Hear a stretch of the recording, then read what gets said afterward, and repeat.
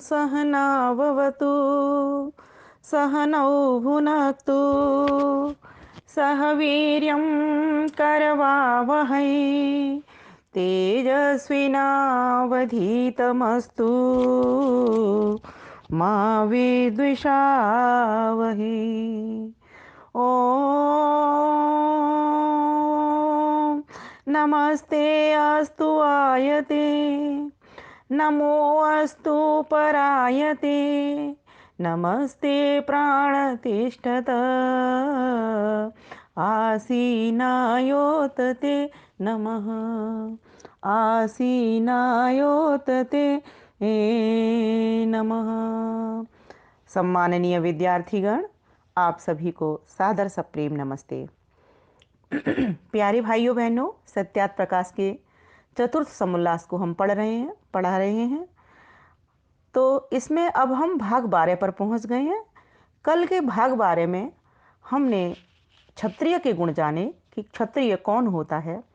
तो वहाँ पर हमने क्षत्रिय के गुणों को यहाँ पर 11 प्रकार के बताए थे, मनुस्मृति और गीता दोनों को मिला करके। तो आज हम जानेंगे, क्योंकि महर्षि दयानंद सरस्वती ब्राह्मण कौन, क्षत्रिय कौन, वैश्य कौन, शूद्र कौन, तो इस प्रकार से क्रमशः बारी बारी से बता रहे हैं। पहले उन्होंने ब्राह्मण के गुण कर्म बताए प्रमाणों के आधार पर, मनुस्मृति और भगवद गीता के आधार पर। फिर उन्होंने क्षत्रिय के गुण बताए। तत्पश्चात फिर उन्होंने आज हम वो बताएंगे कि वैश्य के क्या गुण हैं। आज मीन्स जो हम पाठ कर रहे हैं उसके अनुसार। बाकी उन्होंने तो सत्यात प्रकाश को तभी लिख दिया था। तो आज हम जानेंगे कि वैश्य कौन।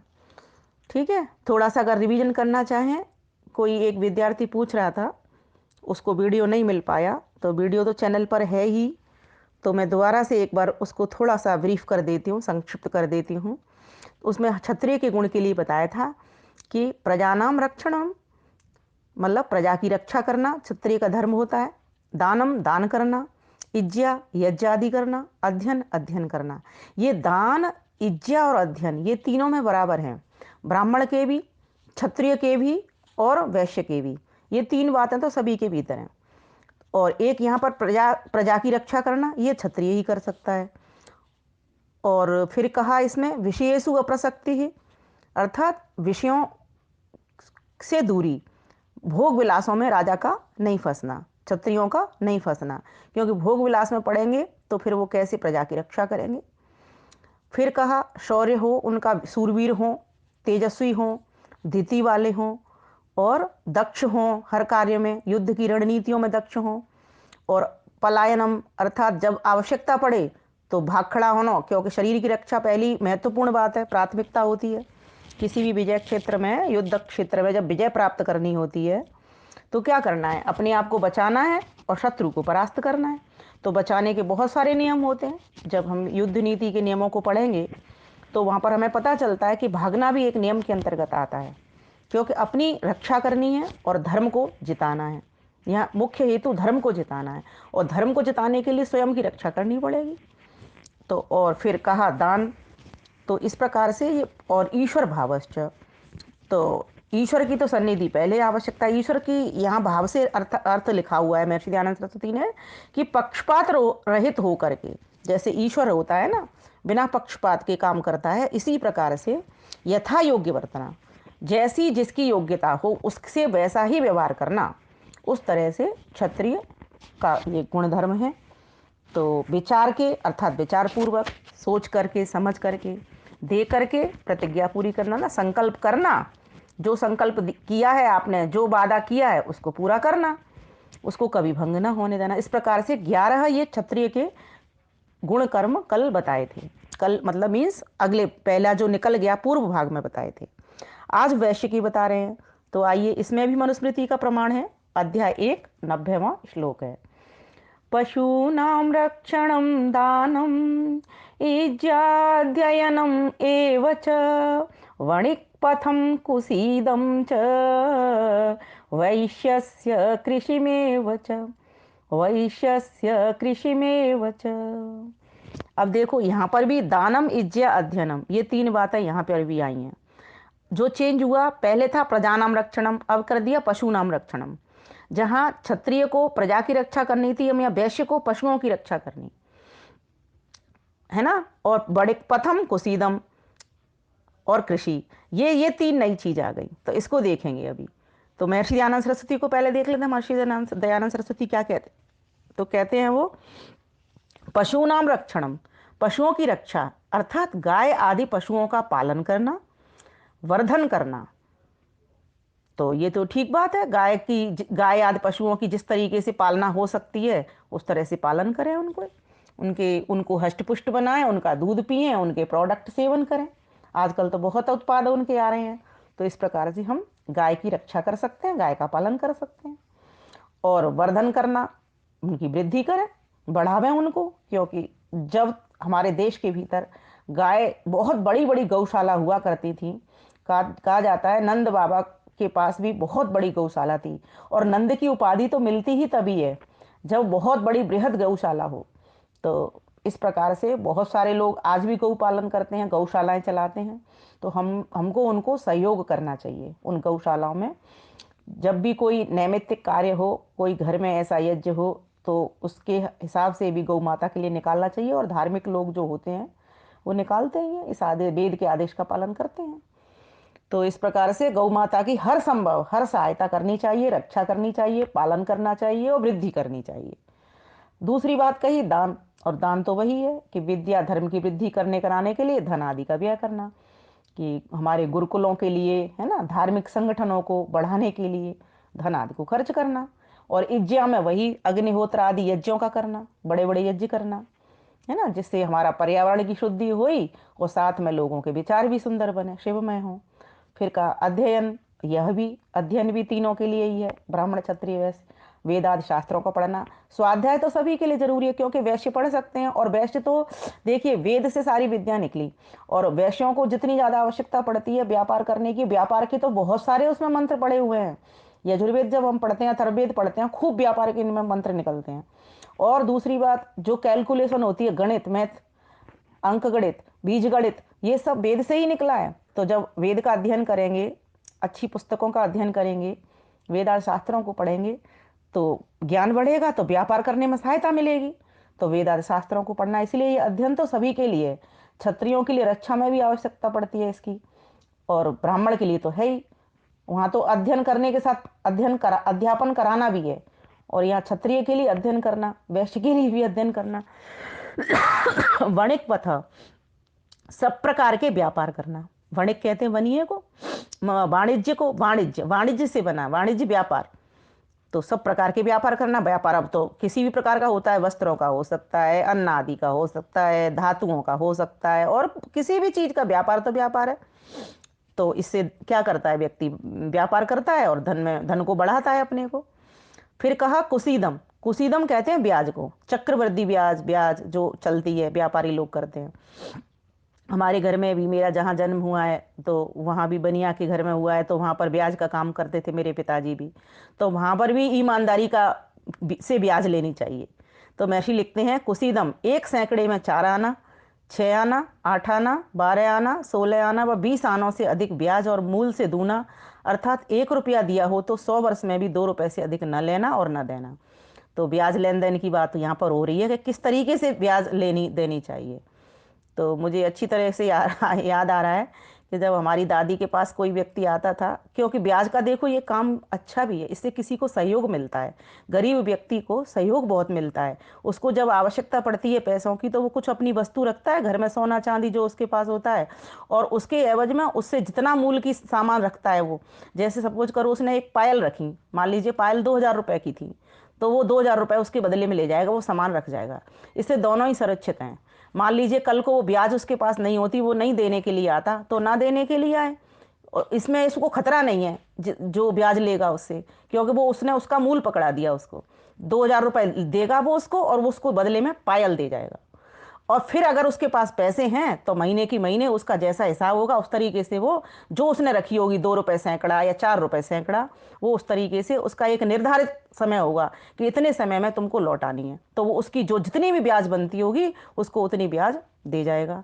लेकिन यहाँ पर ये कहा है कि अन्याय बिल्कुल भी नहीं करना, शोषण बिल्कुल भी नहीं करना। जो निर्धारित है वही ब्याज लेना, और जो जितने पैसे जितने समय में बनते हैं उतने ही पैसे लेना। और फिर लिखते हैं वो कि 1 रुपया दिया हो तो 100 वर्ष में भी 2 रुपये से अधिक ना लेना।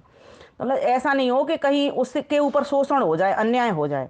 इस प्रकार का ब्याज का लेन देन व्यापारी को करना चाहिए, बनिए को करना चाहिए। बहुत अच्छी बात समझा रहे हैं। वास्तव में अन्याय तो किसी पे किसी को भी नहीं करना चाहिए। तो यहाँ पर ये बनिए के लिए भी बता दी। फिर कहा और क्या काम है बनिए का, तो कहा खेती करना, ये वैश्य के गुण कर्म है। तो ये कृषि भी, तो कृषि के लिए वैसे तो कृषक वर्ग होता है, ये सब वैश्य वर्ग में ही आते हैं। लेकिन जो फिर खेत के बाद भी जो अन्न आदि उत्पादन करता है, उसके बाद भी वो बाजार में आता है, मंडियों में जाता है वो अन्न, फिर उसका व्यापार चलता है। तो मुख्य रूप से ये सभी वैश्य के गुण कर्म हैं, तो हमको ये समझना चाहिए। फिर कहा कि शूद्र के क्या हैं, तो कहा एकमेव हि शूद्रस्य प्रभुः कर्म समादिशत् एतेषामेव वर्णानां शुश्रूषामनसूयया शुश्रूषाम अनुसूयया। तो इस प्रकार से आज देख लेते हैं, मनुस्मृति के प्रथम अध्याय का 91वां श्लोक है। इसमें क्या कहा है कि शूद्र का क्या गुण कर्म होना चाहिए, तो कहा शूद्र को योग्य है कि निंदा, ईर्ष्या, अभिमान आदि दोषों को छोड़ करके ब्राह्मण, क्षत्रिय और वैश्यों की सेवा यथावत करना। शूद्र का अर्थ जाति से नहीं है, सभी मनुष्यों की एक ही जाति है, मनुष्य जाति। यह तो योग्यता के आधार पर शूद्र कहा जाता है। शूद्र का अर्थ होता है सेवक।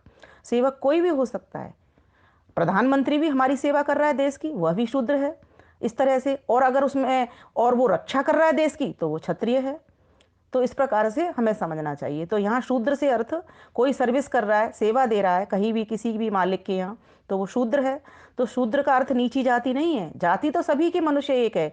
ये गुण कर्म योग्यता के हिसाब से ये वर्णों की व्यवस्था दी गई है।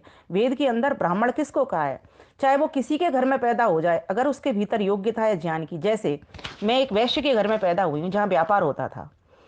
अब मैंने ये काम लिया कि मैं ज्ञान ले रही हूँ, वेद वेदांग दर्शन उपनिषद का ज्ञान ले रही हूँ और उसको ज्ञान को पढ़ा रही हूँ। तो मेरा जो कर्म है वो कौन सी योग्यता हो गई, मुझे ब्राह्मण की मेरी योग्यता हो गई। तो इस प्रकार से ब्राह्मण की योग्यता के हिसाब से मेरा वर्ण ब्राह्मण आकलन किया जाएगा।